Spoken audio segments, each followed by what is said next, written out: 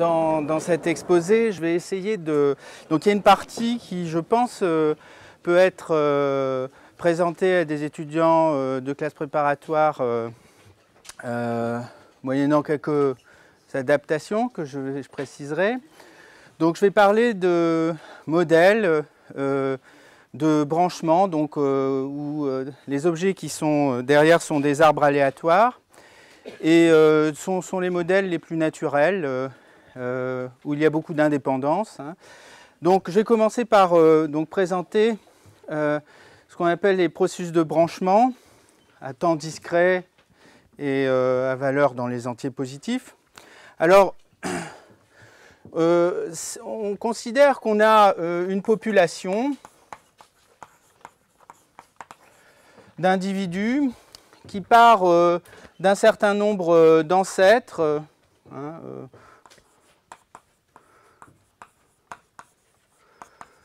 à la génération 0. Donc le temps ici, ça va être les générations.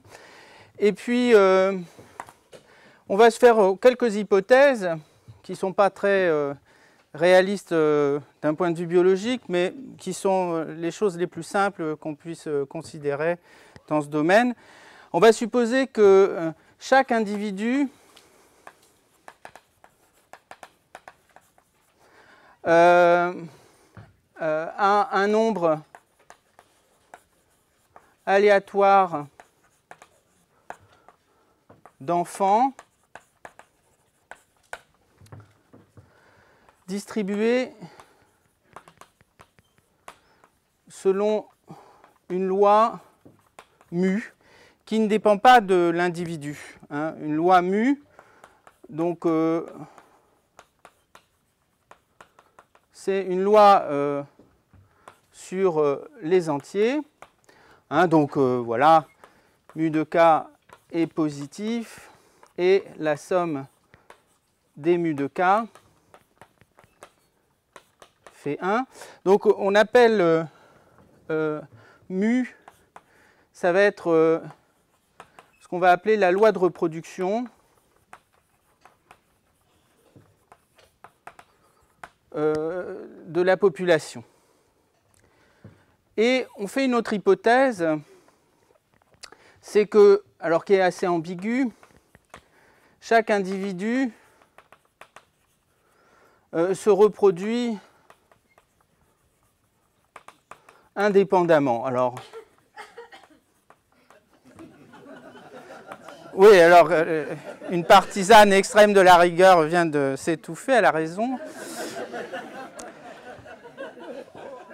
À la fois, on comprend ce que ça veut dire, mais en même temps, tout le problème est là.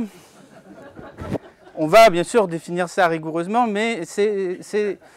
Bon, voilà. Alors, premier alors bon, je fais un dessin. Voilà. Alors, on va s'intéresser à la quantité suivante. On va noter Zn, c'est le nombre d'individus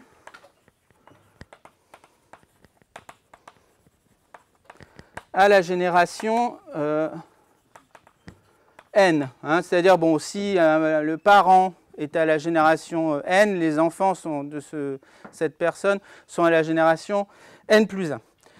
Alors, bon, on fait un dessin. Alors, admettons qu'on parte d'un seul ancêtre, ici, que je vais mettre à la génération 0. Il va avoir, par exemple, 3 enfants, ici, avec probabilité mu3. Et ces enfants sont à la génération 1.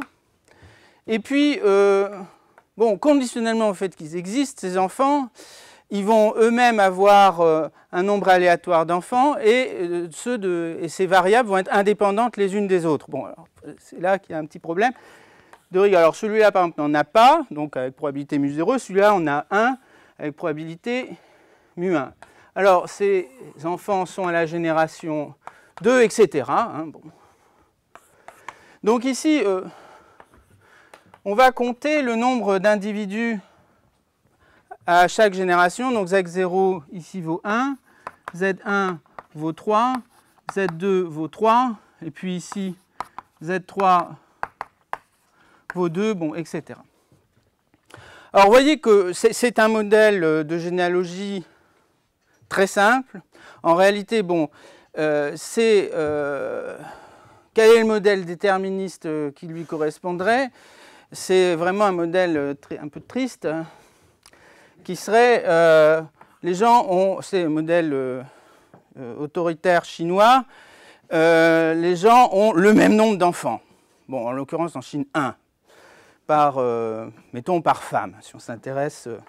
Bon, alors, bon, c'est pas... Donc le modèle discret ici, ça serait chaque personne a le même nombre d'enfants. Ça, c'est le modèle déterministe qui correspond. Alors vous voyez que, bon, ça c'est pas très intéressant, tandis que dans ce modèle, il est tout à fait possible que la population s'éteigne. Hein, donc ça représente un modèle plus riche, aléatoire, le plus aléatoire possible. Alors, évidemment, c'est pas du tout un modèle réaliste en biologie, en tout cas pour les êtres sexués, puisque bon, on ne s'intéresse pas, on ne sait pas comment ces gens ont des enfants, on ne sait pas comment la population interagit, enfin, c'est quelque chose qui est très simpliste.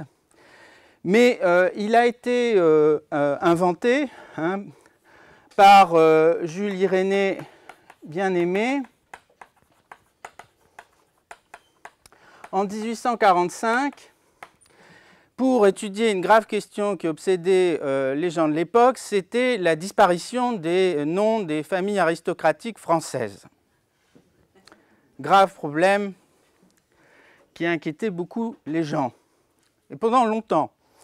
Alors Bien-Aimé, qui était en fait un des pères de la statistique en France, enfin, quasiment, hein, a inventé ce modèle qu'il a présenté à la Société philomathique de Paris en 1845, et il a montré un théorème disant que, en gros, sous certaines conditions, ça s'éteignait toujours. Alors on voit bien ici que ce modèle correspond très bien à la généalogie des patronymes, puisqu'on a Monsieur de la Tour Fondue, par exemple, ici, qui a 3 enfants, 3 fils. On ne s'intéresse qu'aux descendants masculins, qui eux-mêmes vont avoir un certain nombre de fils, et on fait l'hypothèse qu'ils se reproduisent de manière indépendante et relativement aléatoire. Alors, ce genre de modèle, par exemple pour les patronymes, n'est pas seulement valable que pour les noms de familles aristocratiques, il est tout à fait vérifié pour la plupart des noms de famille dans les pays. En tout cas, alors comme loi de reproduction, qu'est-ce qu'il faut choisir? Eh bien, avant la contrôle des naissances, ce sont des lois géométriques, hein, puisque conditionnellement au fait que vous ayez eu déjà 4 enfants, ça ne vous dit rien, vous allez continuer à en avoir avec le même taux, ça ne dépend pas de vous. Hein, voilà. Vous ne maîtrisez pas votre généalogie. Donc si on choisit une loi géométrique légèrement modifiée pour la mortalité infantile, parce qu'il faut quand même que les enfants puissent se reproduire, ça reproduit assez bien la distribution, enfin la généalogie des noms de famille avant humaine, hein, avant les années où on arrive à contrôler la fécondité. Voilà. Alors les noms de famille ne s'éteignent pas toujours. Il suffit d'aller au Danemark ou en Chine pour voir que au Danemark, tout le monde s'appelle Rasmussen. En Chine, il y a à peu près 100 noms de famille. Donc le théorème de Bien-Aimé n'est pas tout à fait complet sur le sujet. Alors de manière très surprenante, Galton, en Angleterre, était préoccupé exactement de la même question obsédante, la disparition des noms de familles aristocratiques en Angleterre, grave problème, sujet de recherche scientifique. Alors, il a établi à peu près le même modèle, enfin exactement le même modèle que Bien-Aimé. Bon. Alors, Galton a déjà été accusé de plusieurs fraudes scientifiques. Il est douteux qu'il n'était au courant des travaux de Bien-Aimé qui ont par ailleurs été publiés par Cournot en 1847. C'est-à-dire la preuve de Bien-Aimé a été publiée par Cournot en 1847.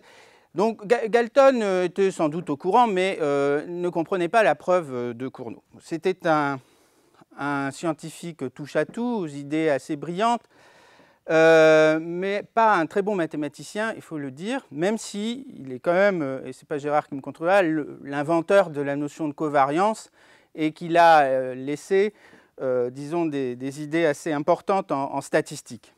Bon, malheureusement aussi, c'est le père de l'eugénisme social, du darwinisme social, et ces théories racistes ont une postérité assez sinistre. Si vous regardez sur la page Wikipédia sur Galton, vous serez très surpris de voir qu'il n'y a aucune réflexion critique sur ce personnage. Évidemment, l'affiche a dû être écrite par un des membres de l'association Galton, qui est une association américaine, qui promeut en fait un darwinisme social repeint sous forme de sociobiologie, machin, enfin bon, un tas de choses assez douteuses.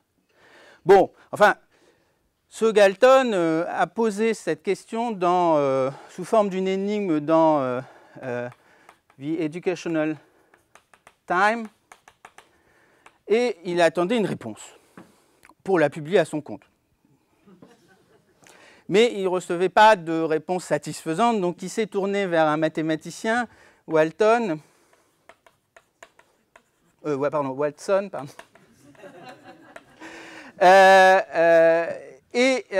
Ils ont publié leur solution, enfin celle de Watson, dans une revue anglaise, solution fausse.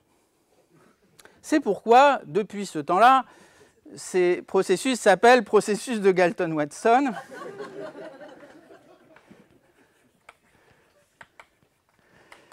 Et c'est la terminologie, disons, standard, internationale.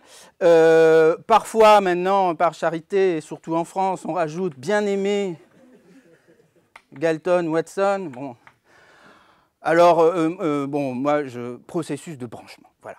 Hein, c'est pas la peine. Mais si vous cherchez des références, il faut regarder à processus de Galton-Watson, c'est comme ça que c'est répertorié. Alors, ces processus sont un peu tombés dans l'oubli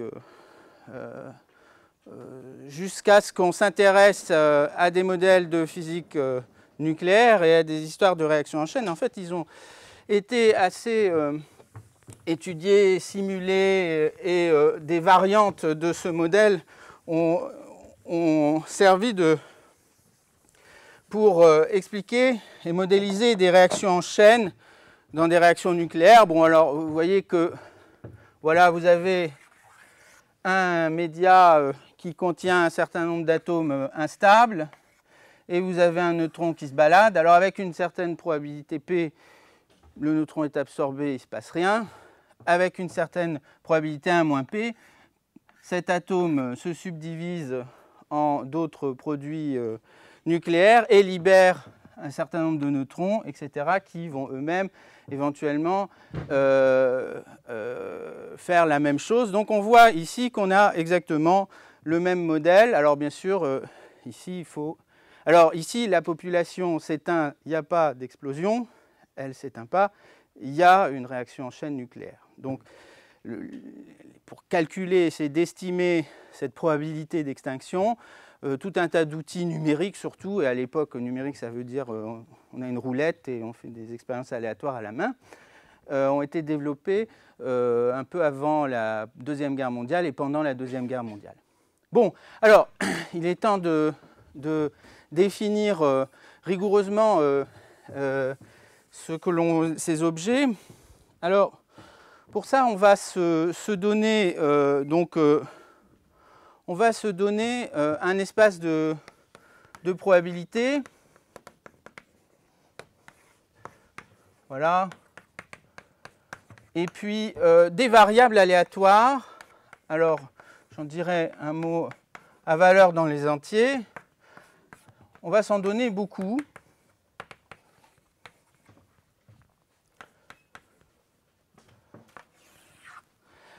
Voilà, alors ici, J et N sont des entiers plus grands que 1, et on fait les hypothèses suivantes. Toutes les variables Z0 et les XJN sont indépendantes mutuellement. Et la loi de xjn est mu. Hein, c'est-à-dire que la probabilité que xjn soit égal à k est égale à mu k pour tout entier k. Voilà, alors, on se donne ces variables aléatoires et, si vous voulez, moralement, on va, les xjn vont correspondre, donc je rabaisse le tableau juste pour expliquer. Ici, on va numéroter les individus dans cet arbre fictif que je ne définis pas, mais qui va être implicite. Ici, on est à la génération 0 et le premier individu, il est étiqueté 0, 1. Ici, on va ordonner les individus à chaque génération de gauche vers la droite. Donc, on a 1, 1, 1, 2, 1, 3. Et on va rajouter ensuite des individus qui ne sont pas dans l'arbre, mais qu'on met quand même. Donc ici, 0K. Et puis ici, on continue. 1, 4. En fait, on les met. On ne sait pas s'ils serviront vraiment, etc. Donc on fait comme ça. Donc ici, on est à 2, 1, etc. Donc avec cette façon d'indexer les individus dans cette généalogie, moralement, donc je le mets entre parenthèses, x, alors oui, 0, c'est mal choisi. Bon, c'est pas grave. X, jn est le nombre d'enfants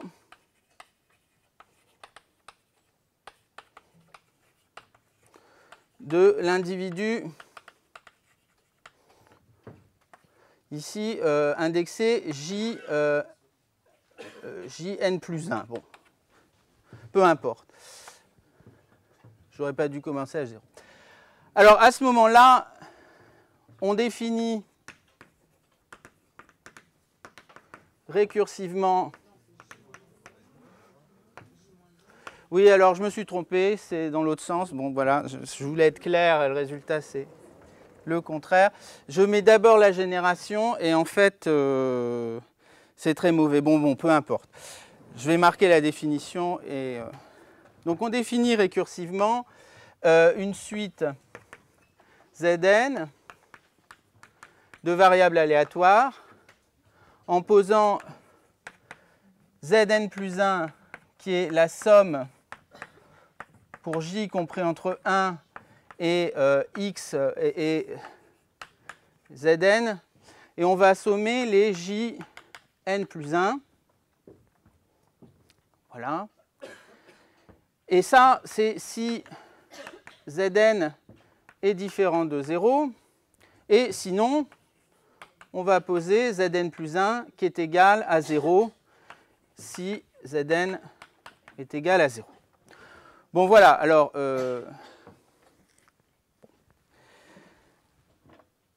on voit bien que ça va correspondre exactement au modèle qu'on a défini ici, mais on l'a défini rigoureusement. Bon, alors, dans le cadre du programme des classes préparatoires, hein,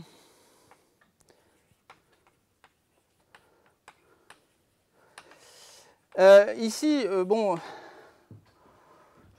il paraîtrait quand même raisonnable de se restreindre à des variables qui n'ont qu'un nombre fini de valeurs. Enfin, c'est-à-dire, ici, on peut se restreindre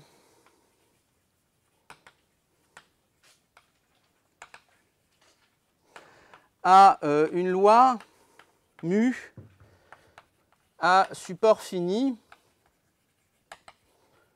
C'est-à-dire qu'il existe un entier, bon, plus grand que 2, tel que mu de k est égal à 0 si k est strictement plus grand que k0. Alors, dans ces cas-là, vous voyez que, bon, au programme, il y aura certainement, vous avez certainement le droit à une suite infinie de variables indépendantes de même loi, même si, bon, je pense que l'existence sera admise, mais voilà. Alors ici, même si ici on n'a finalement pas besoin, on peut se débrouiller avec ce résultat, pour la suite, il est préférable, si on veut l'exposer en classe préparatoire, de se restreindre à ça, parce qu'à ce moment-là, on voit que dans ce cas, les Zn sont toujours plus petits que donc Z0 fois K0 puissance n. Hein, donc ici, les Zn n'ont qu'un nombre fini de valeurs. Et donc toute la suite, enfin bon, pour les manipulations que je vais faire, c'est quelque chose qui permet de simplifier. Et les comportements de ces modèles, même avec cette restriction, sont suffisamment riches pour que ce soit intéressant. Bon, et puis dans la réalité, c'est toujours le cas. Hein. Donc, alors, donc voilà, alors on va s'intéresser au problème de l'extinction de cette population. Donc bon, voilà. Alors, on observe d'abord que si Zn vaut 0, alors Zn' vaut 0 pour tout n' strictement, enfin, supérieur ou égal à n. Ça fait partie de la définition. Donc on voit en fait que l'extinction de la population, c'est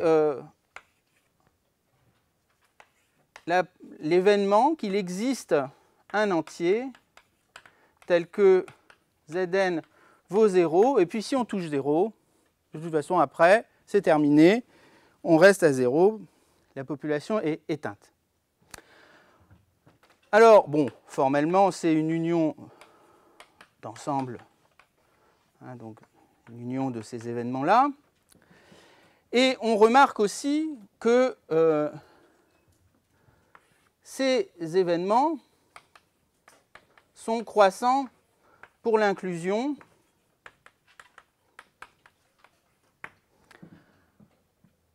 Alors, du coup,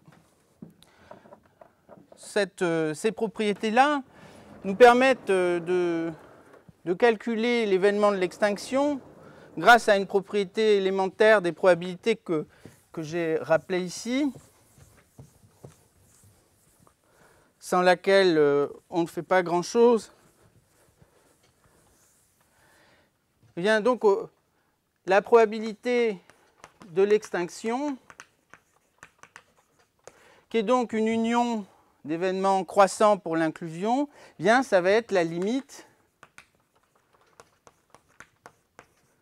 de ces probabilités ici, qu'on va essayer de calculer relativement explicitement.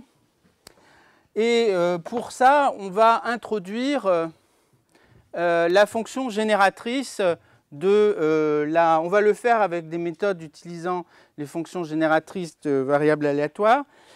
Et donc,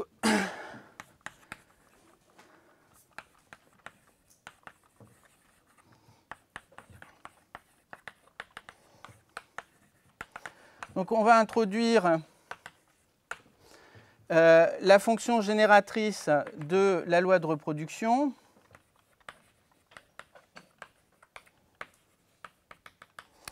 Donc, qui est bien définie pour R compris entre 0 et 1. Et, bon, alors, qu'est-ce qu'on peut observer ici? Phi de 0, c'est mu de 0. Phi de 1, c'est 1. Et phi croît. Donc, phi laisse stable l'intervalle 0, 1. Alors, je dis ça parce qu'on va montrer que la loi ou la fonction génératrice de Zn, en réalité, se calcule explicitement à l'aide de ces fonctions phi n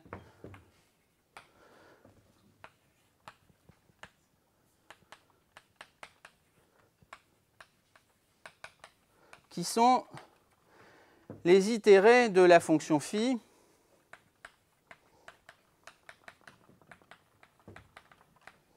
les itérés successifs qui sont bien définis parce que phi est stable l'intervalle 0. Alors en particulier, qu'est-ce que ça va nous dire cette proposition? Eh bien, si on connaît la fonction génératrice d'une variable à valeur dans les entiers positifs, eh bien, sa valeur en 0, c'est la probabilité que cette variable vale 0. Donc, notamment,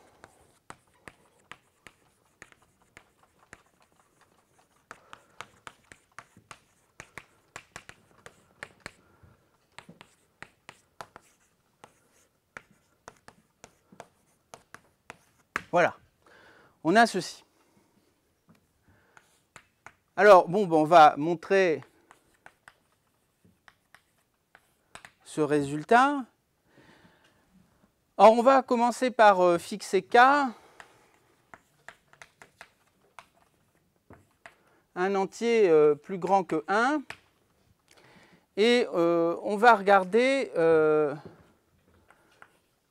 l'espérance de R puissance Zn plus 1. On va démontrer cette formule par récurrence. Donc on va faire une étape et on va essayer de calculer ceci. Alors, si je regarde la définition, alors comme K est plus grand que 1, en fait Zn plus 1, c'est la somme de K variables indépendantes. Donc on a toujours cette fonction indicatrice. Et puis ici, j'ai R de x 1 n plus 1 plus etc. x k n plus 1. Bon, alors ici, on voit que Zn, en fait, c'est une fonction, une certaine fonction déterministe des variables de Z0 et des variables x, j, p, avec p inférieur ou égal à n. Donc, en fait, Zn est indépendant de x1 n plus 1, xk n plus 1, puisque ce sont des variables qui sont indépendantes de toutes ces variables ici. Donc, en fait, cette variable ici, qui vaut 0 ou 1, est indépendante de cette variable ici. Donc, j'utilise, donc ça, je vais l'appeler alpha. Donc, ici, je vais avoir que alpha est le produit de Zn est égal à k fois l'espérance de, finalement, ça, je vais le réécrire comme un produit plutôt.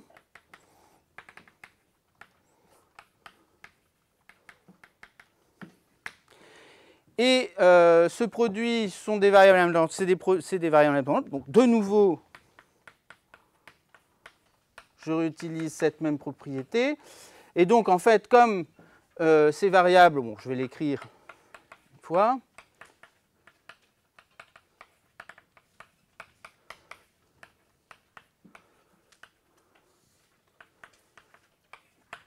Et comme x1, x2, etc. ont même loi et que c'est mu, ceci vaut en fait la fonction génératrice phi de R.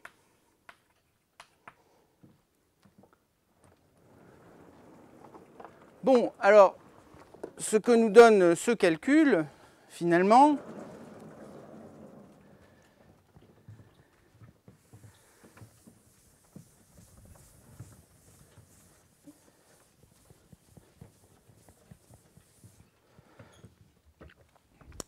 c'est la chose suivante, c'est que l'espérance de R Zn plus 1 fois la fonction indicatrice que Zn est égal à k, c'est la probabilité que Zn soit égal à k fois phi de R à la puissance k.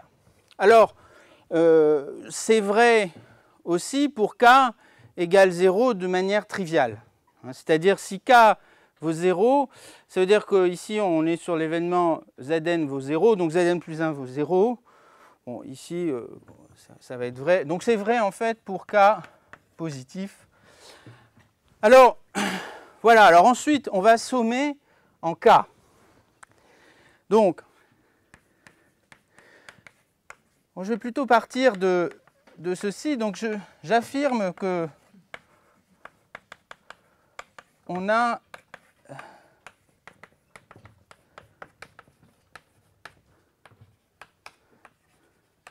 cette égalité. Bon, alors,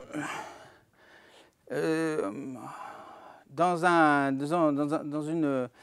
exposé assez de luxe, disons, des probabilités, ceci pose aucun problème puisque vous pouvez intervertir espérance et sommation dès que vous avez des variables positives. Bon, peut-être que tout vaut l'infini, mais c'est toujours vrai. Alors, évidemment, ça, ce n'est pas un résultat élémentaire. Donc, ce que ici, si on se restreint à des lois, si mu est un support fini, bien Zn n'a qu'un nombre fini de valeurs possibles, et donc en fait cette somme est finie. Vous pouvez vous restreindre, ici je vais le mettre en rouge, vous n'êtes pas obligé de... Bon, à justifier ça, ça peut être légèrement désagréable. Donc si on est à support fini, en fait, voilà, vous pouvez vous restreindre à un certain nombre de valeurs. Bon, et puis Z0, évidemment, il faut aussi qu'il soit fini. Donc voilà. Donc ici, vous avez une somme finie, donc il n'y a pas de problème si on se restreint à ces cas. Sinon, bon, ben, soit on travaille un peu, soit on montre un résultat général qui en fait découle de ces propriétés élémentaires, mais pas de façon simple. Alors, bon, bah, du coup, là, après, la suite est facile. On a ceci, bon, et puis ça, bon, c'est une formule qu'on affirme, voilà. Ceci est égal à phi de R à la puissance Zn. Entre parenthèses. Voilà, alors, du coup, bien ça, par une récurrence immédiate, hein,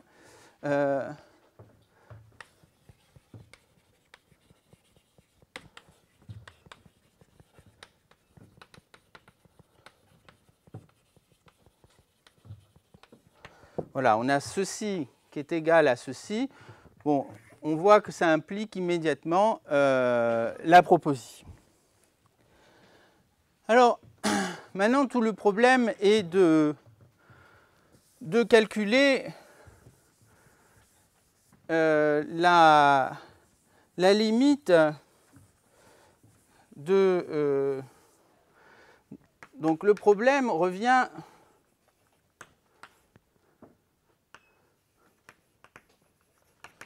à calculer la limite des itérés des fonctions phi, puisqu'après on dispose d'une formule là-haut qui, et puis d'une limite que j'ai dû effacer, qui nous permet de conclure, pour calculer cette probabilité d'extinction et voir un petit peu ce qui se passe. Alors,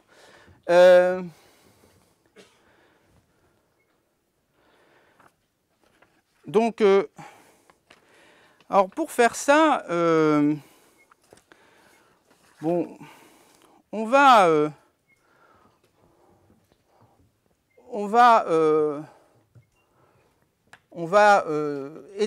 écarter des cas inintéressants, c'est-à-dire les cas suivants. Donc, voilà, si on suppose que bon, si mu de 1 vaut 1, chaque individu a un unique enfant. Bon, la population ne s'éteint pas si elle part d'un nombre non nul d'ancêtres, mais ce n'est pas intéressant. Donc, c'est inintéressant. si mu de 0 vaut 0, la population s'éteint à la première génération, personne n'a jamais d'enfant. Bon, c'est inintéressant.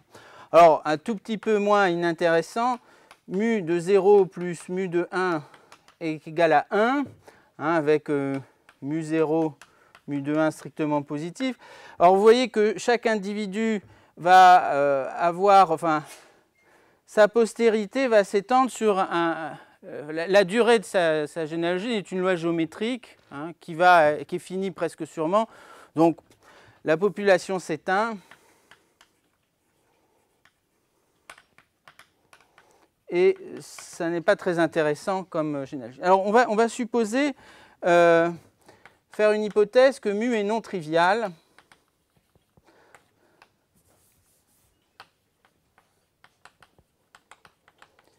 Ce qui, en fait, voudra dire pour nous que mu de 0 plus mu de 1 est strictement plus petit que 1. Alors, autrement dit, ça veut dire qu'il existe un entier plus grand que 2 tel que mu de k est strictement positif. C'est-à-dire qu'on peut au moins avoir plus que 2 enfants, ce qui est absolument nécessaire si on veut quelque chose d'intéressant. Alors, sous cette hypothèse que mu est non trivial, on va un peu étudier cette suite, bon, ce qui peut être fait vraiment de manière... là, il n'y a pas de proba, hein, c'est complètement topinal. Donc, bon, alors par exemple, on remarque, bon, on peut dériver terme à terme cette série entière donnée par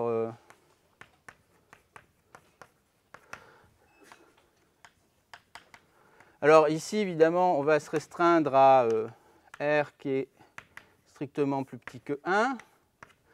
Et donc on dérive terme à terme et on observe que si on fait cette hypothèse-là, cette fonction est strictement positive. Donc en fait, phi est strictement convexe.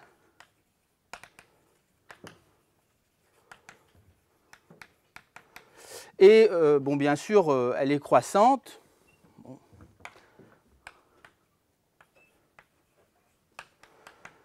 Alors, par exemple, bien, on voit que phi de 0 qui est égal à mu de 0 est positif. Donc, en itérant, ça implique que phi de n plus 1 est plus grand que phi de 0. Voilà. Et donc, la suite croît. Hein,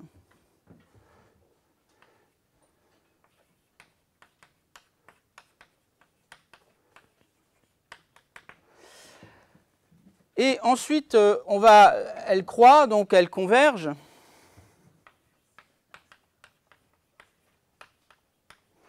Et nécessairement, vu que phi est continu, elle est un point fixe de phi. Et puis, bon, bien sûr, elle est dans 0,1. Bon, alors, du coup, on va essayer de trouver en réalité le plus petit point fixe de phi. Et ça nous donnera la limite de cette suite. Alors, ici, vous voyez qu'on va donc se préoccuper de cette équation.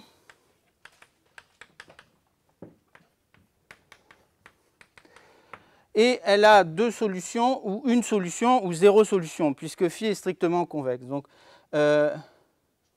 phi strictement convexe, ça implique que cette équation a au plus deux solutions.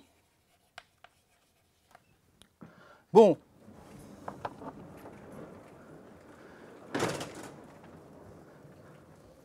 Abrégeons cette partie. Elle a au plus deux solutions. Par ailleurs, 1 est solution.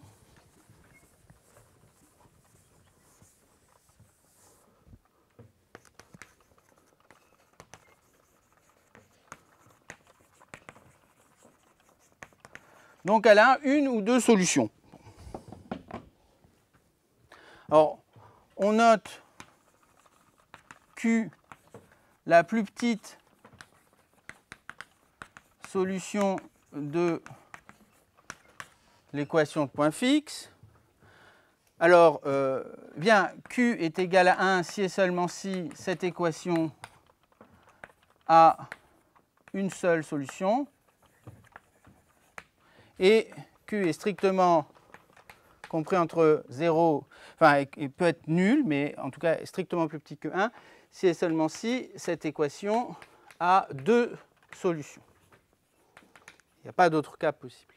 Alors, dans ces cas-là, ben, on sait que on a montré que la probabilité d'extinction, c'est la limite, lorsque n tend vers l'infini, des probabilités que les Zn soient égaux à 0, ce qui est la limite de phi de n de 0 à la puissance z0. Bon, et puis ici, ça, c'est pas très difficile de passer à la limite dans l'espérance. De toute façon, vous pouvez, pour simplifier, toujours choisir z0 égale à 1. Hein, bon. Et donc, ici, c'est tout aussi intéressant. Hein. En fait, on a ceci. Alors, pour savoir si la population s'éteint presque sûrement, donc avec probabilité 1, eh bien, on est ramené à essayer de savoir quand est-ce que cette équation de point fixe a une ou deux solutions. Alors, en fait, et aussi à le relier à une condition relativement interprétable pour la généalogie.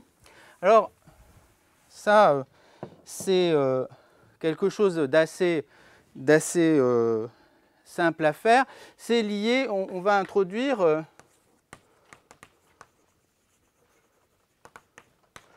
on introduit la moyenne de mu, hein, que je vais noter M, qui est cette série ici. Alors, a priori, c'est une quantité qui peut être infinie, mais on suppose, pour simplifier, que cette moyenne est finie. Bon, alors, il n'est pas très difficile de montrer qu'en fait, M, c'est la limite, lorsque R tend vers 1, la limite à gauche, de la dérivée de la fonction phi. Hein, puisque, en fait, la fonction phi, dérivée se représente comme ceci. Donc on peut dériver terme à terme dans l'intervalle. Et après, bon, bah, on peut appliquer convergence monotone, bon, ou d'autres outils si vous refusez d'utiliser des choses sophistiquées. Bon, ça c'est un truc classique. Donc en fait, alors maintenant je fais un dessin puisque c'est pas la peine de rentrer, c'est pas vraiment des probabilités. Donc tout ceci peut être fait rigoureusement. Donc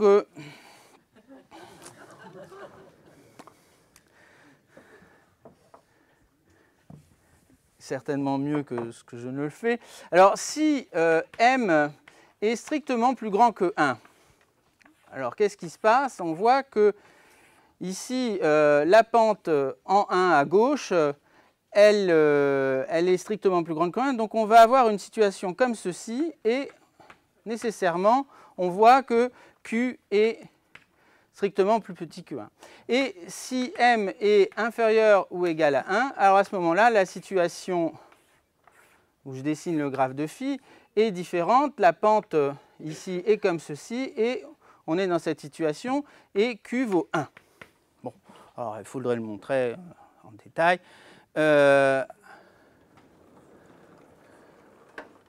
Mais c'est assez facile. Alors, en fait, voilà, on en arrive à un résultat. Qu'est-ce qu'on a montré? On a montré un résultat assez intéressant qui, lorsqu'on se restreint à des mesures, des lois de reproduction à support fini, peut être présenté rigoureusement en classe préparatoire avec un petit peu d'analyse, des choses amusantes, et en plus une motivation de modélisation qui n'est pas inintéressante. Et ça peut aussi donner lieu à des simulations. Alors, voici ce théorème. Hein, donc, on a Zn un processus de branchement de loi de reproduction mu. Voilà. Alors, on suppose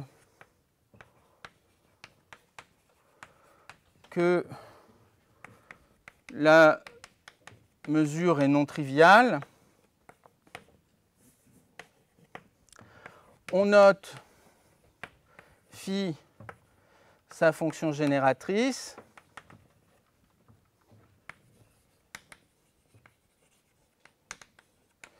Et m sa moyenne qui est supposée finie, hein, c'est-à-dire que, voilà, je rappelle les notations.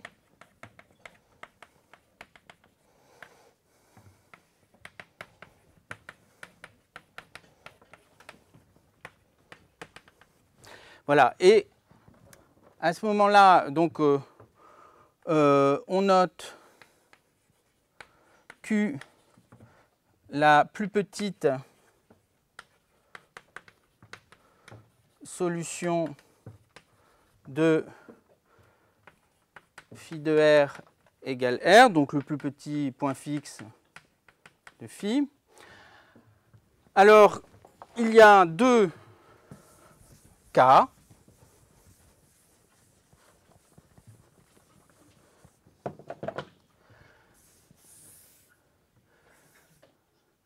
Si m est inférieur ou égal à 1, donc si le nombre moyen d'enfants par individu est inférieur ou égal à 1, tu dis comme ça devient assez évident, alors la population s'éteint.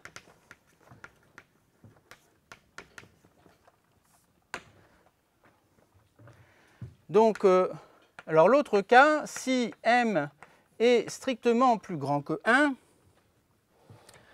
alors, eh bien, et si, bon, c'est une petite coquetterie,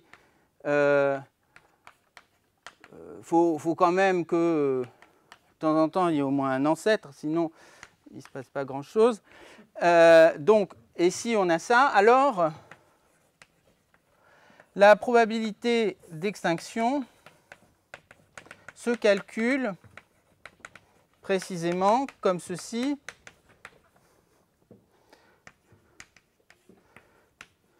Et ceci est plus petit que 1, car Q, à ce moment-là, est strictement plus petit que 1. Autrement dit, si je regarde l'événement de survie, qui est le complémentaire de l'événement extinction, la population survit avec une probabilité strictement positive. Voilà. Bon, alors c'est ce résultat qui, en gros, a fait l'objet des premiers travaux fautifs, incomplets, obscurs de bien-aimés, Galton et Watson, mais qui ensuite a été très bien prouvé et puis développé. Donc, ce n'est pas très compliqué. Et, bon, alors, la question, je ne sais pas si on n'aura certainement pas le temps d'aller dans cette direction, mais ce que l'on peut faire, après, évidemment, la question, c'est, il y a d'autres questions qui peuvent se rédiger de façon assez élémentaire, qui se posent sur ce processus, c'est quel est le comportement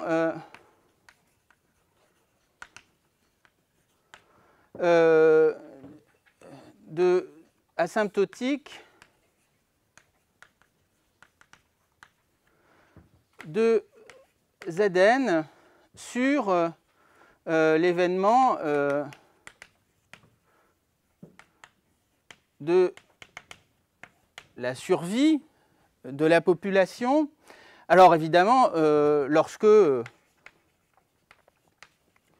la moyenne est strictement plus grande que 1. Alors,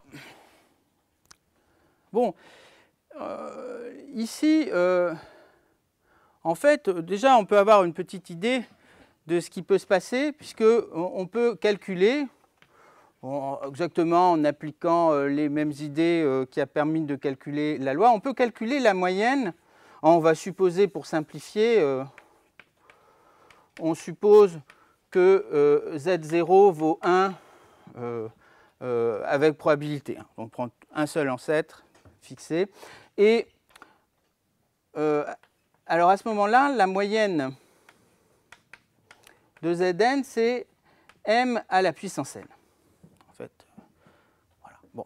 Alors on voit d'ailleurs bien que lorsque m est inférieur strictement à 1, ça tend vers 0, et m strictement plus grand que 1, ça tend vers 0. C'est un résultat élémentaire.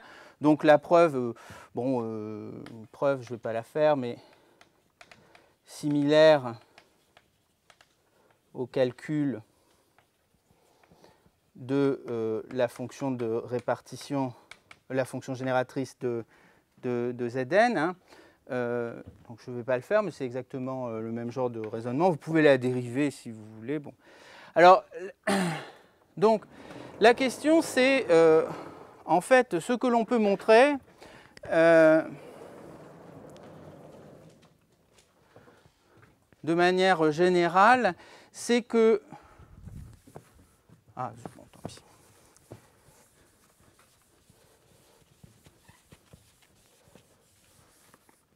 Ce que l'on peut montrer, c'est que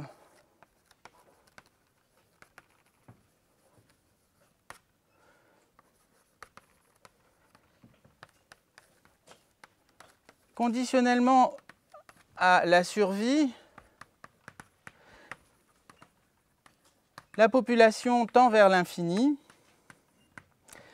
mais en réalité, bon, ça c'est... si on le fait avec...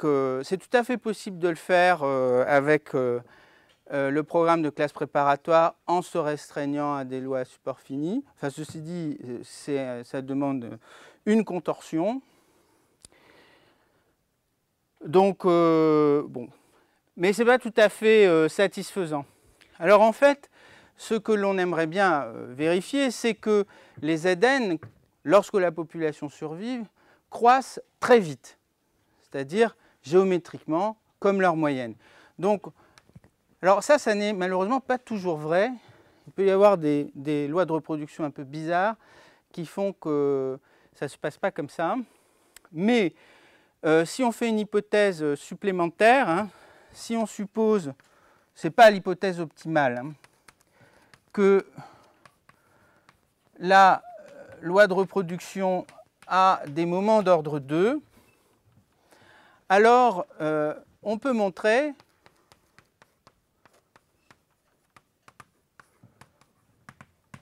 que lorsque on normalise Zn par sa moyenne, ça converge vers une variable aléatoire limite, que j'appelle W. Alors cette convergence, elle a lieu sur un ensemble de probabilités 1, où ici la probabilité que je choisis, c'est la probabilité conditionnée à la survie, et où cette variable limite, bien sûr, est strictement positive, ce qui fait que véritablement, la croissance de Zn est une constante aléatoire fois la moyenne de m de la loi de reproduction à la puissance n. Alors, la loi de cette variable, en général, est très compliquée à calculer. On connaît très peu d'exemples explicites, sauf pour des lois de reproduction géométrique où là, bon, c'est plus facile.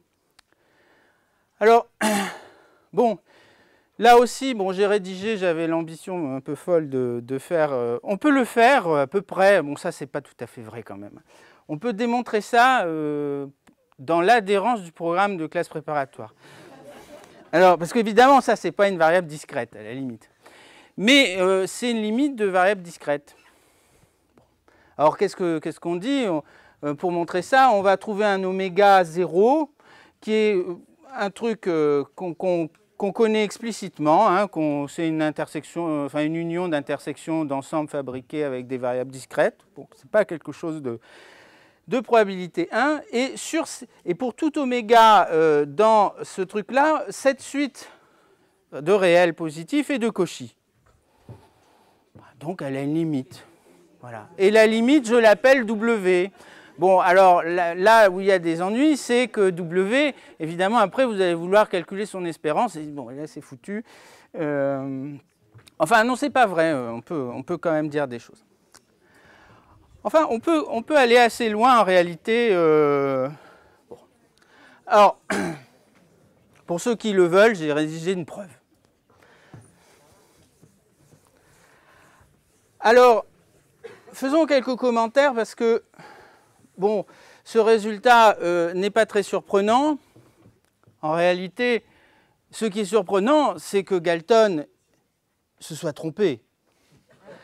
Parce que, en gros, il a montré que les populations s'éteignaient tout le temps, quelle que soit la loi de reproduction. Alors qu'on voit bien que si le nombre moyen d'enfants est 37,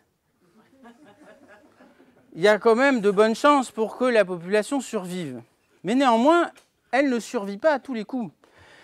Elle a quand même une probabilité de s'éteindre qui est strictement positive, sauf si on meurt, enfin si on n'a jamais 0 enfant, là, c'est pas vrai, mais disons que c'est quand même pas si simple à concevoir, mais intuitivement, on comprend bien pourquoi, lorsque le nombre moyen d'enfants par individu est strictement plus grand que 1, non seulement la population survit, mais en plus, elle croît très vite, c'est-à-dire exponentiellement vite ou géométriquement vite. Alors ça, ce n'est pas un résultat qui date de Bien-Aimé et de... Alors ça, c'est long à démontrer, mais c'est un résultat, cette idée, c'est un principe qui est dû à Malthus,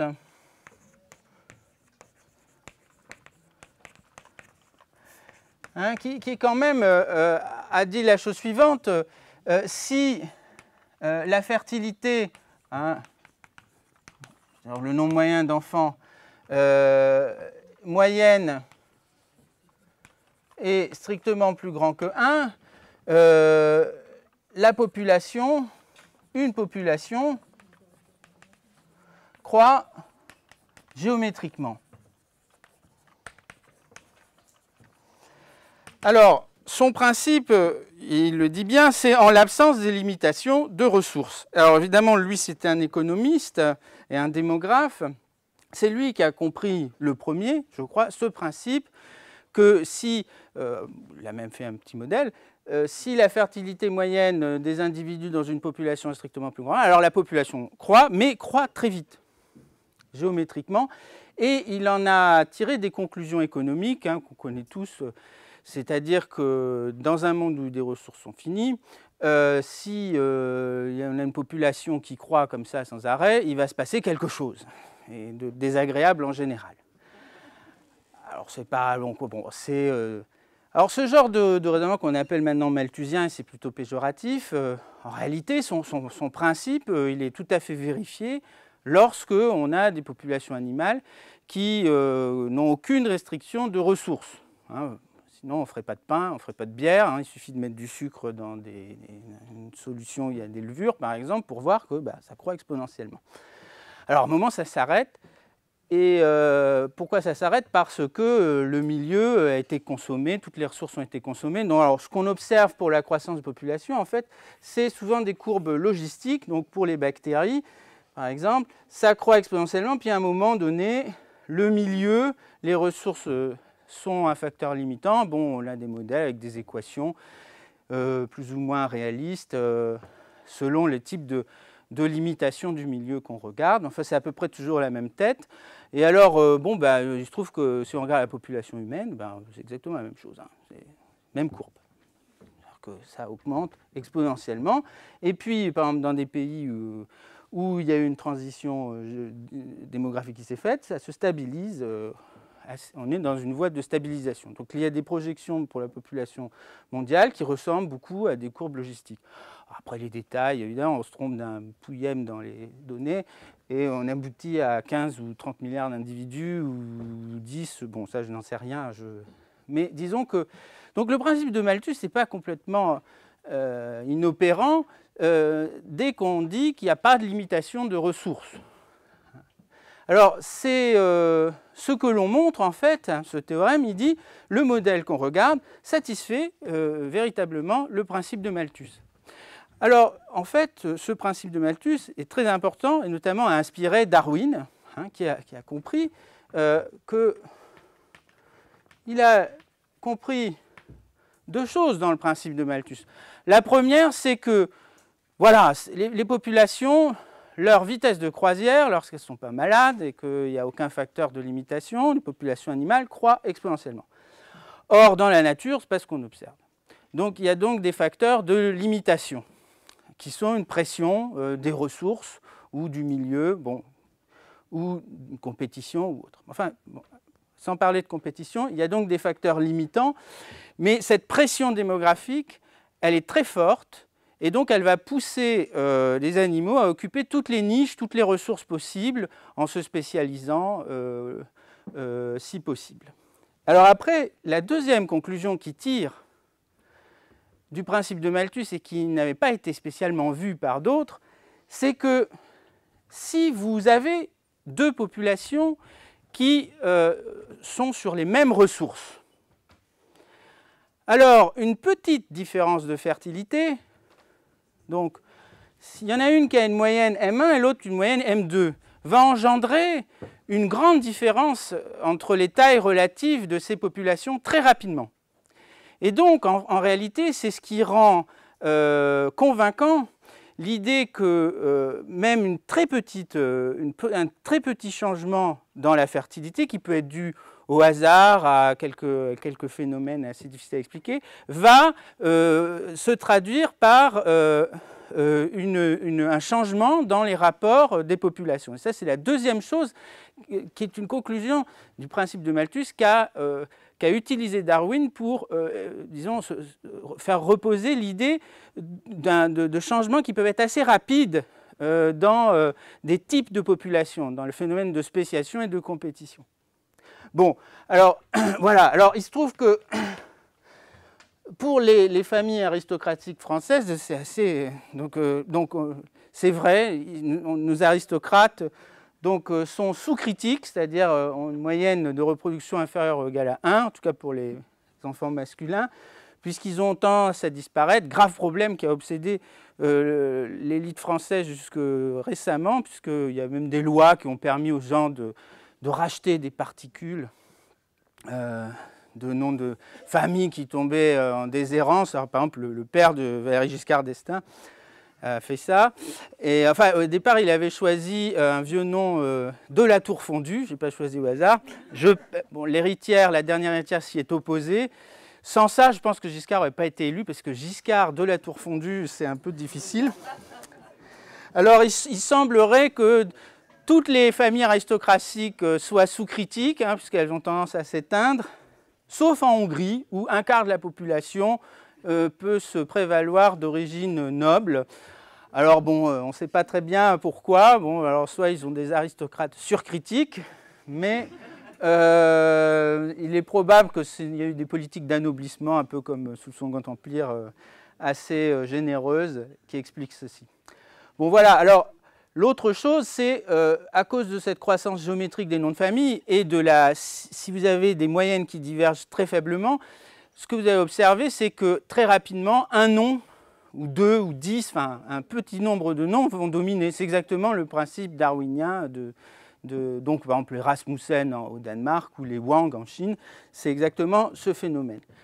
Bon, alors voilà, donc ça termine la partie sur les processus de branchement. Bon, alors évidemment,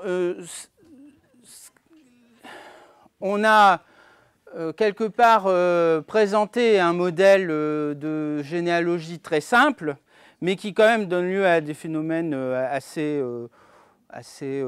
amusants. Bon.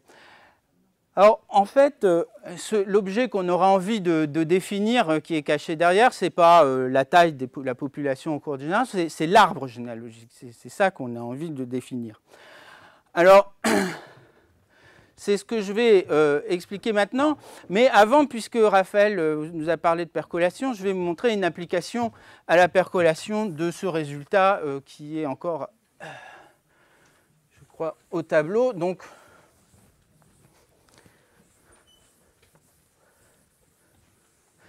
alors évidemment, Raphaël vous a expliqué le problème de la percolation dans ZD. Mais c'est horrible, ZD, parce qu'il y a des cycles. Alors qu'il y a des objets merveilleux, qui sont des graphes, qui sont des arbres où il n'y a pas de cycle. Alors, quand même, le modèle, bon, évidemment, ici, la situation est très facile, donc c'est pour ça que c'est quand même nettement moins intéressant que sur ZD. On va s'intéresser à un graphe, ici. Donc, je vais...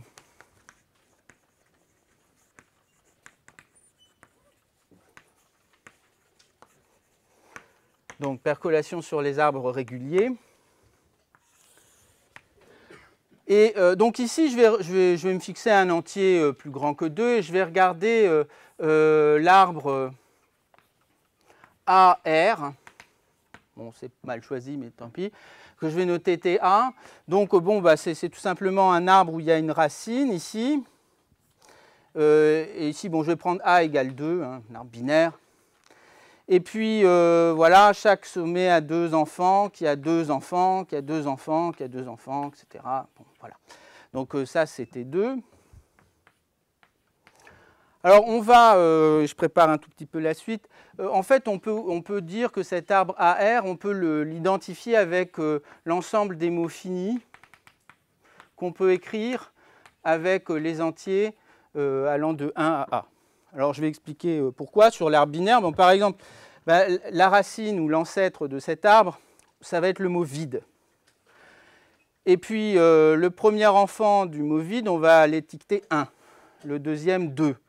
Ensuite, le premier enfant de 1, c'est 1, 1. Et le deuxième, c'est 1, 2. Le premier enfant de 2, c'est 2, 1. Et ici, 2, 2. Bon, alors, vous voyez que de cette façon, on peut définir, on peut étiqueter cet arbre régulier AR. Mais en fait, on peut identifier quasiment cet arbre avec l'ensemble des mots qu'on peut écrire avec les entiers de 1 à A, avec une convention ici, donc que voilà, cet ensemble à la puissance 0, on dit que c'est l'ensemble constitué de l'ensemble vide qu'on voit comme le mot vide. Bon, alors très bien, soit. On va faire de la percolation sur ce graphe. Hein, on va fixer un paramètre de percolation dans 0, 1. Et on met donc chaque arête de TA est ouverte avec une proba P et fermée avec proba 1 moins P, bon, et de manière indépendante.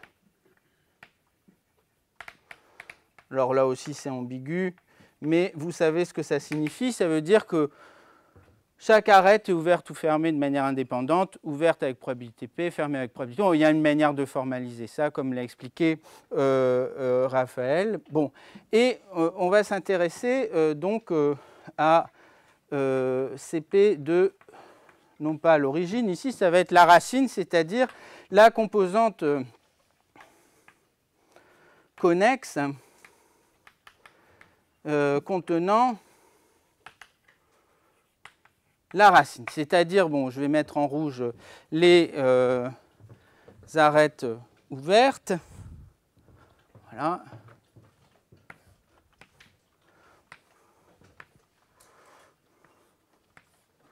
Bon, voilà, alors je dessine ça comme ça. Alors, donc, ici, la composante connexe, si je la dessine, elle contient au moins ces sommets-là. Et en réalité, on s'aperçoit que, eh bien, c'est un arbre de bien-aimés, Galton, Watson, etc. Pourquoi? Eh bien, parce que vous voyez que chaque point ici, donc de chaque point va partir un certain nombre d'arêtes ouvertes qui va être indépendant du nombre d'arêtes ouvertes qui part d'un autre point. Et on en connaît la loi. Et du coup, si on regarde le cluster ou la composante connexe qui contient la racine, ben on voit que c'est exactement un arbre de Galton-Watson. Et on peut en fait calculer précisément sa probabilité, enfin déjà sa loi de reproduction. Donc ici, bon, je ne formalise pas plus que ça, mais ceci est un arbre de Galton-Watson avec un ancêtre, un seul, et de loi de reproduction. Eh bien, donc d'un sommet ici, vous allez avoir A arêtes, et puis elles vont être ouvertes ou fermées, chacune de manière indépendante avec probabilité P. Donc la probabilité qu'il y en ait exactement K, eh bien c'est, donc ça, en fait c'est une loi binomiale de paramètres P et A. A moins K. Bon, et en fait d'ailleurs c'est une loi à support borné, ce qui peut par exemple s'intégrer à une explication en classe. Alors ça peut être présenté de manière plus rigoureuse, c'est-à-dire qu'il faut pouvoir dire que ça évolue bien comme on l'a précisé auparavant, comme un processus de branchement, si on compte les générations, le nombre d'individus dans le cluster en fonction des hauteurs de l'arbre AR. Alors, du coup, bien, on sait que la probabilité. Donc, ici, la fonction de génératrice, eh bien, ça va être 1 moins P plus R fois P à la puissance A. Et en réalité, on voit que le nombre moyen ici, bon, c'est une binomiale, donc c'est PA. Et donc, ben, on voit ici que la probabilité que le cluster contenant la racine soit fini, ben, c'est 1 si P est inférieur ou égal à 1 sur A. Et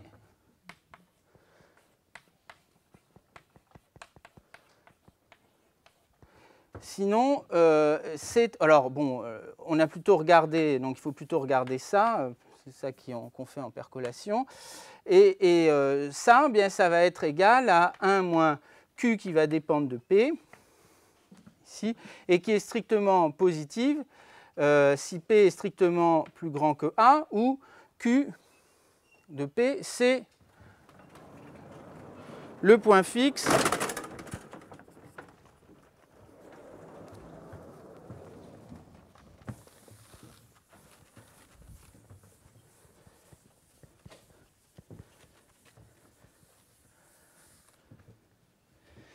où Q de P est le plus petit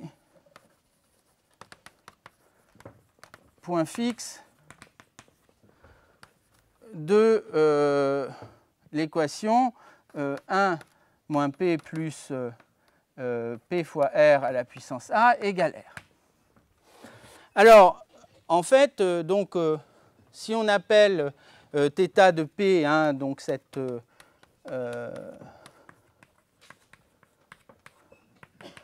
fonction, eh bien ici on voit en fait que c'est continu en P. Bon, par exemple, quand A égale 2, c'est pas très dur, on a une formule explicite. Et ici, bon, là, le problème fort difficile dans le cas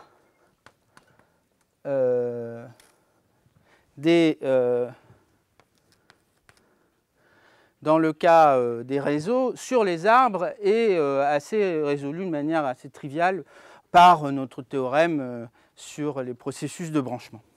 Alors en réalité, il y a un argument heuristique qui dit que quand ZD est grand, avec D grand, c'est à peu près comme un arbre DR. enfin 2DR. Bon, moins 1, plus 1, bon, on s'en fiche, un arbre. Alors bon, c'est pas tout à fait vrai parce que, évidemment, ça c'est faux, hein. Mais ici, quand on est au-dessus du paramètre critique de percolation, il n'y a pas qu'un seul cluster infini. Il y en a plein. Hein, parce que dès que vous partez d'un point, il y a une petite probabilité, ou une grande probabilité d'ailleurs, mais strictement positive, que parte un cluster infini quand on est au-dessus du paramètre critique. Et bon, par des arguments relativement simples, on peut montrer qu'il y en a une infinité. J'espère que je ne me trompe pas, mais de toute façon, je suis enregistré pour l'éternité, là, donc si je dis des bêtises, je pourrais me le repasser. Bon, voilà, alors ça, c'était une petite application, mais en réalité, donc, je vais maintenant essayer de définir comment on pourrait essayer de définir des arbres aléatoires qui correspondent à ces processus de Galton-Watson. Alors, bon, je ne vais pas le faire en général parce qu'en réalité, pour le coup, là, on est assez vite bloqué et ce n'est pas très facile, en tout cas, de le faire rigoureusement. Alors, ce que l'on peut faire, c'est la chose suivante, c'est de regarder un arbre. Pour nous, ça va être donc un arbre généalogique. Alors, d'un point de vue combinatoire, mais je vais juste en dire un mot, ce sont des arbres enracinés, à sommets distingués, et sont des arbres ordonnés. Bon, alors, formidable. Alors, qu'est-ce que ça veut dire? Autrement dit, on abrège en disant des arbres planaires enracinés. Bon, allez. Alors, qu'est-ce que c'est? Eh bien, c'est exactement les arbres qu'on peut dessiner dans le plan en fixant une racine ici, donc un point à distinguer. Alors, voilà, c'est ce genre de choses. Et cet arbre, il est différent de l'arbre, de cet arbre-là, parce qu'on ne veut pas... on va même les mettre dans le demi-plan. Voilà. Donc, c'est ce genre d'arbre qu'on va regarder. Alors, on ne va pas rentrer dans des considérations combinatoires. Donc, pour nous, un arbre sera un arbre généalogique qui aura toujours un ancêtre. Et puis, il y a, parmi les enfants d'un individu, il y a un ordre, par exemple l'ordre de naissance. Hein, donc, alors, il y a une façon de les coder exactement par la même manière qu'on code cet arbre régulier ici. Il y a une manière de les coder par des mots écrits avec des entiers. Alors, je vais donner un exemple. Ici, l'ancêtre, c'est le mot vide. Et puis ici, le premier enfant de l'ancêtre, on l'étiquette par le mot 1. Le deuxième par le mot 2. Le premier enfant de 2, on l'étiquette par le mot 2, 1. Et le deuxième par le mot 2, 2, etc. etc. Donc, alors, de cette manière-là, on voit que se donner un ensemble de mots qui satisfont un certain nombre de règles que je vais expliciter, ou se donner un arbre généalogique auquel on colle les étiquettes de cette manière, c'est la même chose. Donc, l'espace des arbres, si on veut des arbres généalogiques ou des arbres enracinés ordonnés à sommets distingués ou des arbres planaires, bon, etc., selon ces terminologies-là, ça va être, si on veut se les donner rigoureusement, bon, une façon de procéder, pas forcément la plus lumineuse, mais que je vais utiliser, c'est de le voir comme des sous-ensembles de mots qu'on peut écrire alors, avec des entiers strictement positifs. Bon, ici, je n'ai pas de restriction a priori sur le nombre d'enfants. Bon, tout ce qu'on sait, c'est par individu, on sait que c'est un entier fini. Et donc voilà. Alors ça, c'est donc l'ensemble des mots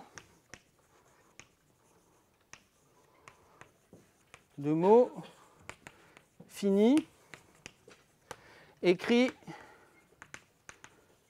avec des entiers. Et alors ici, avec la convention que n étoiles à la puissance 0, c'est l'ensemble constitué de l'ensemble vide qu'on appelle le mot vide. Et donc, si je me donne un mot, je vais l'appeler V. Hein, voilà.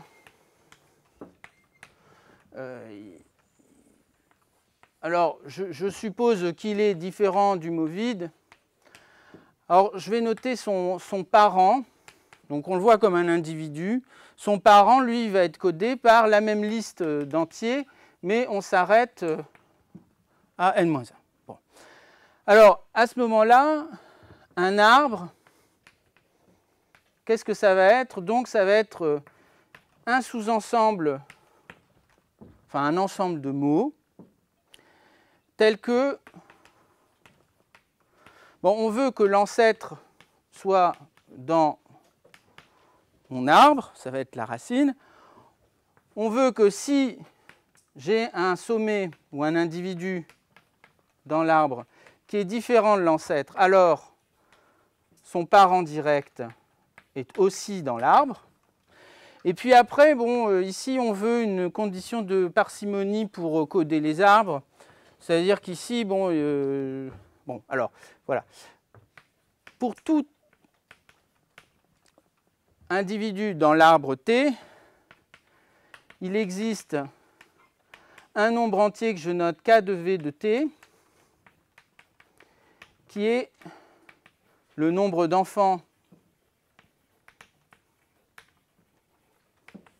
de T. Bon, ça, c'est pour expliquer l'interprétation, tel que,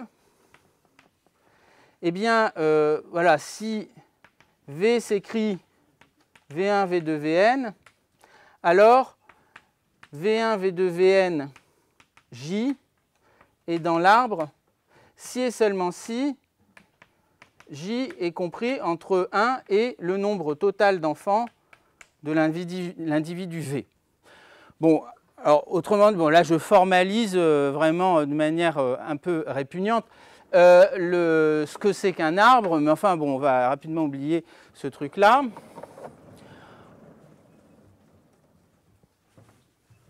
Alors je vais noter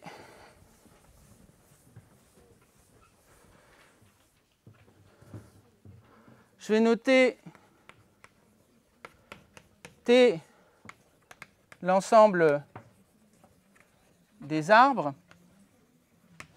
et T de F, l'ensemble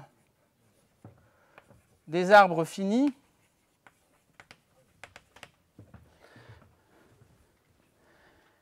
et T de N, bon alors c'est F, je vais le mettre là-haut, T de N, ça va être l'ensemble des arbres finis de taille n. Alors, cet ensemble T est non dénombrable. Cet ensemble ici des arbres finis est dénombrable, donc on va rentrer dans un programme. Celui-là est fini, bon, et on va même essayer de calculer son cardinal. Alors, donc maintenant, je vais essayer de voir comment on peut définir l'arbre de Galton-Watson. Un arbre de Galton-Watson, alors pas n'importe quel, la façon la plus, disons l'objet le plus simple et le plus intéressant ici, c'est de regarder ce qui se passe en spécifiant la loi de reproduction. Donc on va construire l'arbre de Galton-Watson, donc ce qui correspond au processus de branchement que j'ai expliqué, pour une loi de reproduction, pour la loi de reproduction géométrique 1/2, hein, très précisément celle-là. Bon, on pourrait varier un petit peu, regarder d'autres lois, mais bon, vous allez voir qu'il y a quelques petits ennuis qui se poseraient si on sortait de ça. Enfin, des ennuis pas très graves, mais... Alors, comment on peut faire? Bon, alors, la première méthode, qui est une méthode générale, qui pose un problème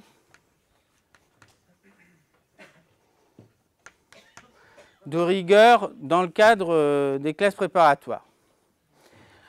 Or, on fait un peu comme pour définir le processus de Galton-Watson, on se donne plein de variables aléatoires. Bon, ça c'est possible, une suite. Alors, on se donne XV, une famille, donc ici dénombrable, parce que U est dénombrable, de variables aléatoires indépendantes de loi mu. Alors, XV, ça représente le nombre d'enfants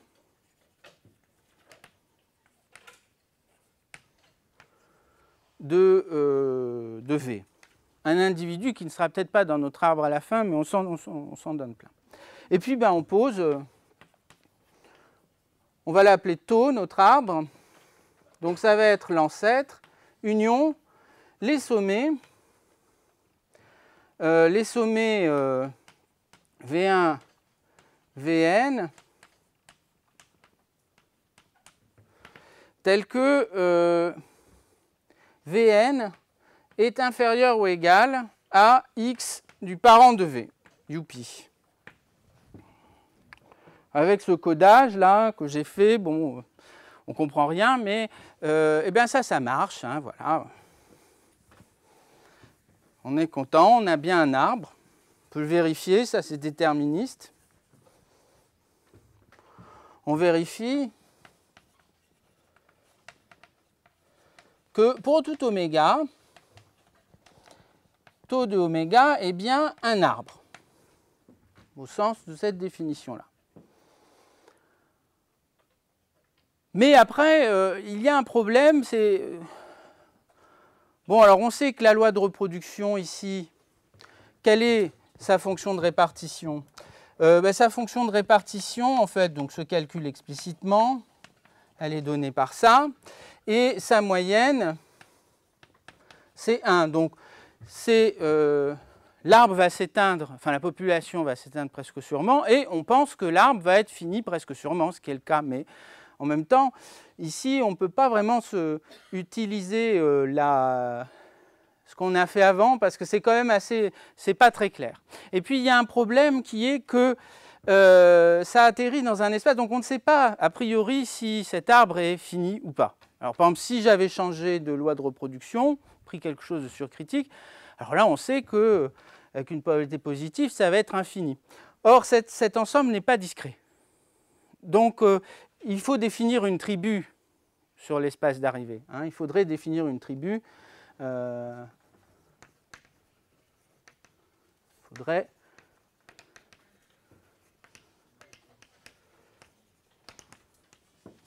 Voilà, bon, sur cet espace des arbres. Bon, alors, il y a une façon de le faire, hein, c'est de regarder l'attribut engendré.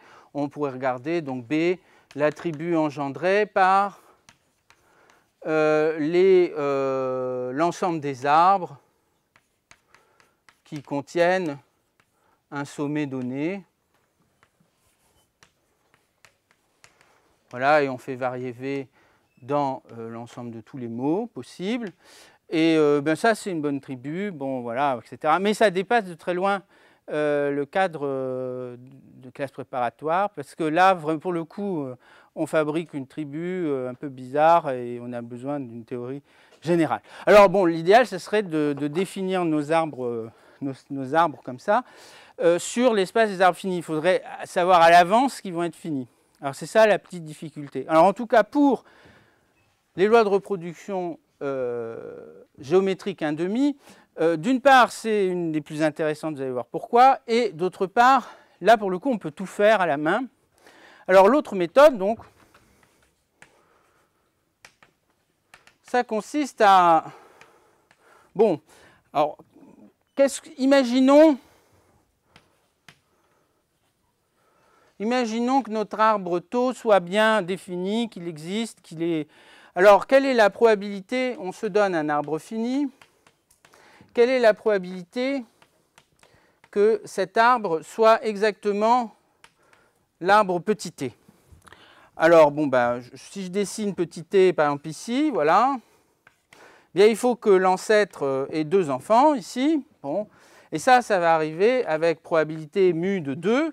Il faut que le premier fils de l'ancêtre ait 0 enfants, ce qui va arriver avec probabilité de 0. Puis tout est indépendant ici. Donc en réalité, si tau existe bien, la probabilité que tau vale exactement cet arbre ici, c'est le produit sur tous les individus dans T de mu de K du nombre d'enfants de V dans T.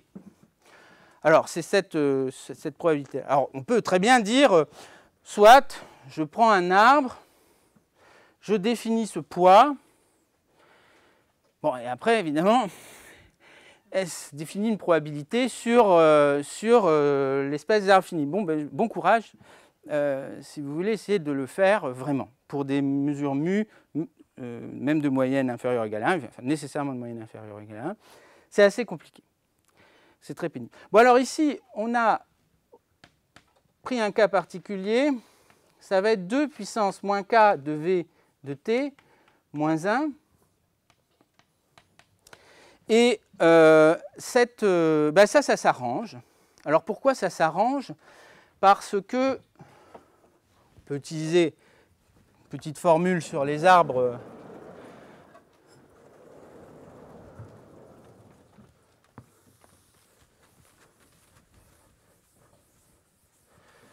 Alors, voilà, la somme des enfants, enfin du nombre d'enfants pour chaque individu dans l'arbre, en fait, c'est le nombre d'arêtes qui est le nombre de points dans l'arbre, le nombre d'individus dans l'arbre, moins 1. Donc, en fait, ce produit ici est égal, si on compte tout, à donc 2 fois 4 puissance moins le cardinal de l'arbre. Donc, ça, c'est si tau existe, si on peut le définir, alors la probabilité qu'il vale un arbre fini qu'on a fixé à l'avance, c'est égal à ceci. Alors c'est remarquable, ça ne dépend que de la taille de l'arbre, et c'est ça qui d'ailleurs va être intéressant. Alors évidemment, donc maintenant on pose pour tout t arbre fini, on définit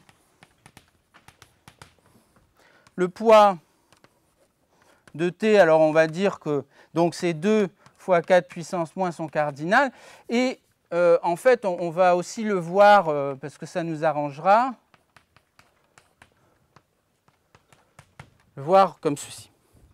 Et alors la question c'est, ce qu'on veut c'est dire que ça définit une probabilité, donc, et comme ça on pourra travailler avec l'arbre que l'on cherche à définir. Donc, ce qu'il faut montrer, et en le faisant d'ailleurs, ça donnera un renseignement intéressant, on veut montrer que la somme des poids ici vaut 1. Alors, en fait, c'est-à-dire, puisque ces poids ne dépendent que de la taille totale, c'est 2 fois 4 puissance moins n fois le cardinal du nombre d'arbres à n sommés est égal à 1, qui est une formule amusante, mais donc on va montrer ça. Au passage, comment on va le faire? Bon, on va calculer tout simplement ceci, plus précisément la fonction génératrice. Alors on veut calculer ce cardinal, avoir un renseignement. Alors, première formule, en triant, bon, donc on a d'abord le cardinal de T0 qui vaut 0, le cardinal de T1 qui vaut 1, et ensuite, en triant les arbres de tau n selon le nombre d'enfants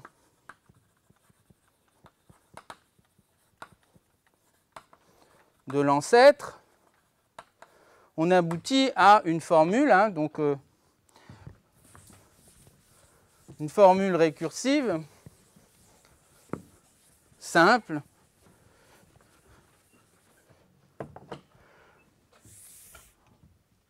Alors, ici, il faut que n soit plus grand que 2. Et on va trier les choses selon le nombre d'enfants de l'ancêtre. Alors, on va l'appeler P, ce nombre d'enfants de l'ancêtre. Donc, il est, bon, n est plus grand que 2, il faut au moins que l'ancêtre ait au moins un enfant, sinon l'arbre, c'est juste l'ancêtre et n est plus grand que 2, donc ce n'est pas possible. Et le nombre d'enfants de l'ancêtre ne peut pas être plus grand que -1, n-1. Parce que, voilà, vous avez ici l'ancêtre, et il a un certain nombre d'enfants, P, et puis ici, vous allez mettre n'importe quel arbre, ici. Alors, on va fixer les tailles des arbres fils de l'ancêtre, donc ça va être K1, K2, etc., Kp. C'est des nombres qui vont être supérieurs ou égaux à 1, puisqu'il y a toujours au moins un sommet dedans. Et ici, il faut que la taille, la somme des individus dans tous ces arbres ici soit égale à n-1. Et ensuite,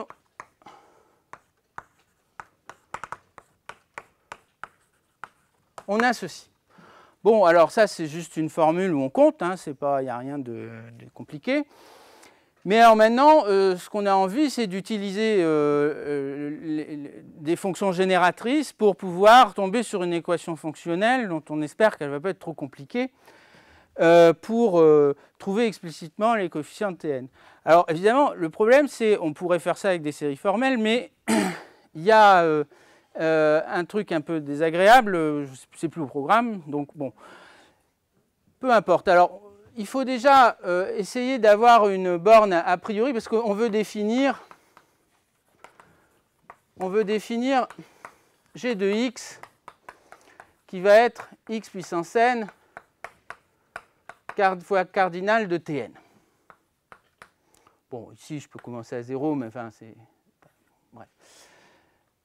Mais il faut au moins qu'elle soit convergente, sinon on sort directement du programme. Alors, il faut avoir une borne a priori sur Tn pour être sûr que ce qu'on va écrire est possible ici et fini, au moins pour des x suffisamment petits. Alors, je vais utiliser une petite astuce.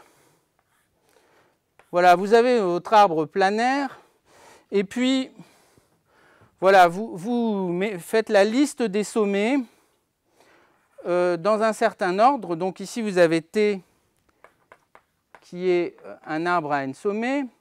Alors, le premier sommet, on va dire que c'est V1, c'est l'ancêtre. Puis après, on les parcourt par génération croissante de gauche à droite. Alors là, c'est V2, V3, V4, V5, V6, V7 et V8.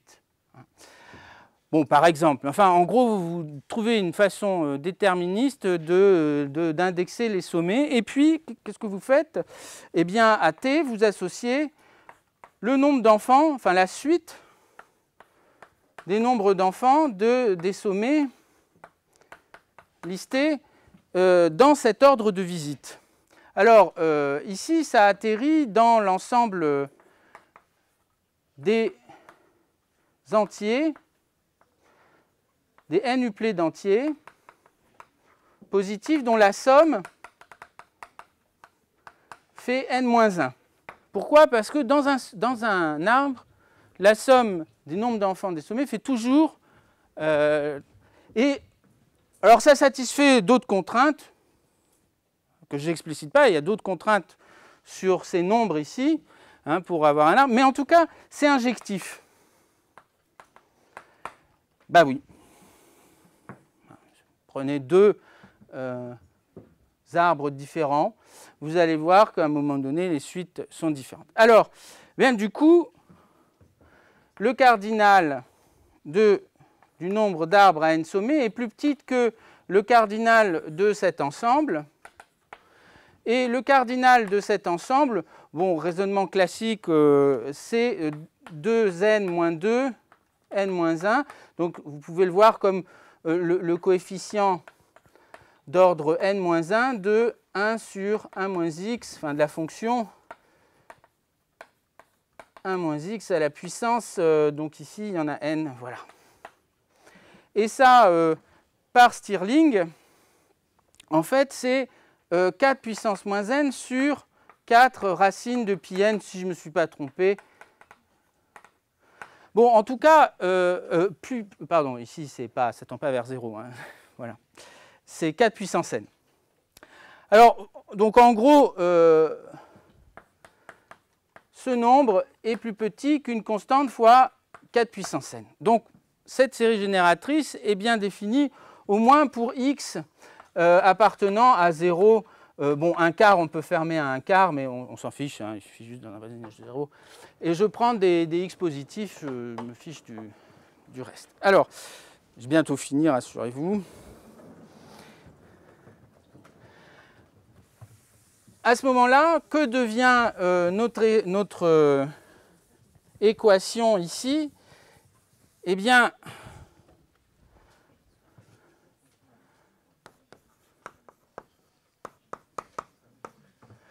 ici, on va avoir une somme sur n et p avec n strictement plus grand que p supérieur ou égal à 1 de x fois xn moins 1.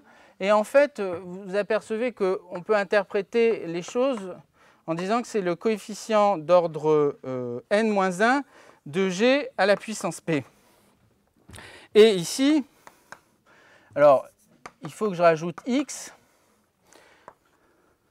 Et ici, on a g de x.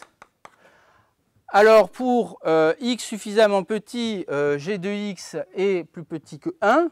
Et à la fin, on a une équation qui nous dit x plus x fois g sur 1 moins g, enfin g de x fois 1 moins g de x. Donc ça peut se résoudre complètement à l'aide du programme de classe préparatoire, on trifouille, ça marche. Alors ça, on résout cette équation et on trouve g de x qui vaut 1 demi moins 1 demi racine de 1 moins 4x. Ce qui nous permet, en connaissant le développement en série entière de racine de 1 moins y, ici ça va nous donner que, alors je vous dis toujours le résultat,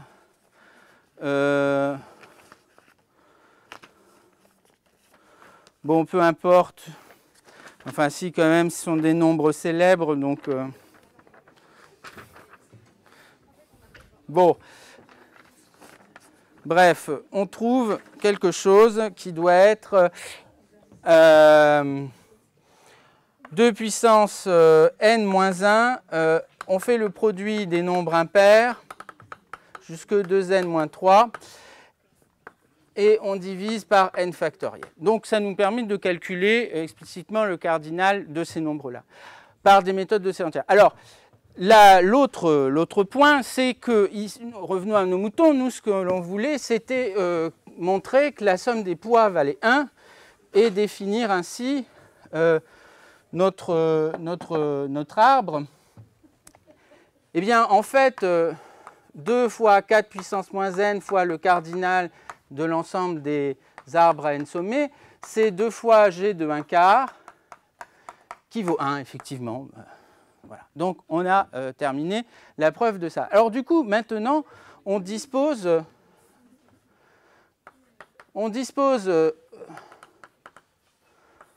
d'une variable aléatoire, tau, qui va de oméga dans un ensemble discret, ici, et il y a équivalence,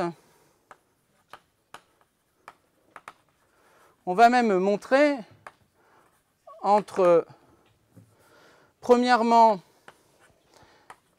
la loi est bien celle qu'on a définie,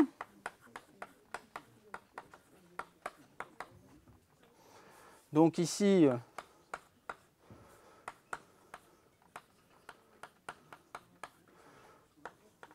voilà, qui est 2 fois 4 puissance moins le cardinal de t. Donc la loi qui, elle, se définit bien, et équivalence entre une autre façon de la définir qui, elle, est récursive et qui correspond plus à l'intuition, enfin disons à la propriété de type Galton-Watson, ou qui correspond à notre modèle. Alors cette deuxième façon de définir cette loi, c'est la manière suivante. Le nombre d'enfants de l'ancêtre de tau a pour loi mu, hein, qui est la loi géométrique 1/2, et pour tout cas, un entier positif sous la probabilité que ce nombre d'enfants, bon alors je vais prendre P, ce sera plus clair, est égal à P.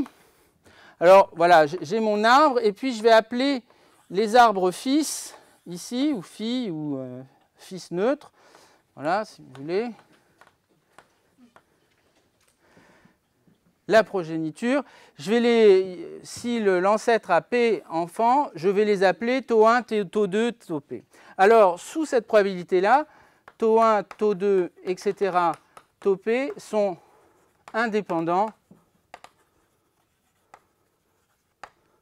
et ont même loi que tau sous P. Hein, donc, en fait, c'est une façon intrinsèque de définir la loi de tau qui est notre arbre de Galton-Watson. Alors, la preuve est complètement élémentaire. On le vérifie. Hein, on vérifie sur chaque arbre déterministe, on fait un petit calcul. C'est complètement élémentaire, il n'y a vraiment rien de difficile, donc je ne la fais pas. Mais du coup, voilà, on a défini notre objet. Alors, dans une dernière partie, je voudrais un tout petit peu... alors, c'est une façon de définir cet objet. Et ensuite, pourquoi cette statistique sur les arbres est particulièrement intéressante? Eh bien, donc il me reste 5 minutes et après j'arrête. C'est parce que, en fait, elle permet de se coder, on peut coder les arbres d'une certaine manière par des fonctions, et que cette statistique sur les arbres donne un codage très, très agréable. Alors, vous avez un arbre, et on va lui définir sa fonction de contour. Alors, qu'est-ce que c'est? Eh bien, voilà, vous avez un arbre ici, et puis vous imaginez que vous avez une particule qui le visite dans le sens des aiguilles d'une montre, des aiguilles d'une montre, et elle part de la racine et elle le visite à vitesse 1 le long des arêtes, qu'on considère comme des segments de longueur 1. Donc elle fait cette visite-là, comme ceci, donc elle explore l'arbre comme ça, et puis quand elle revient à son point de départ, c'est terminé. Et alors, maintenant, je vais regarder la distance à la racine au cours du temps de cette particule lorsqu'elle visite l'arbre. Alors, je vais monter jusqu'au niveau 1 ici, puis je vais redescendre, puis je vais monter jusqu'au niveau 2, je vais faire ça, puis je vais redescendre, et puis je vais remonter. Voilà, et redescendre une fois. Alors, le temps total de visite, vu qu'elle va à vitesse 1, c'est le nombre d'arêtes de l'arbre, donc ça va être 2 fois le cardinal de l'arbre moins 1. Donc ici, ça s'arrête ici. Alors, la chose intéressante, c'est que maintenant, vous vous donnez une fonction positive comme ceci, qui part de 0 et qui revient en 0, qui sert, en fait, ici, elle vaut... Donc, on va regarder une fonction W, on va la regarder qu'à des instants discrets. Elle part de 0, elle revient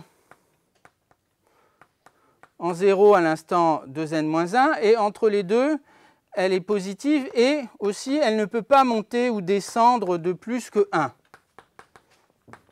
chaque temps entier. Eh bien, elle code un arbre, et c'est une bijection. Donc, vous avez une bijection entre des trajectoires comme ceci. Alors, cette bijection, elle est facile à voir informellement. Vous prenez ça, vous imaginez que c'est... Voilà, vous mettez de la colle là-dessous, seulement là-dessous. Voilà, et vous collez. Et vous avez un arbre.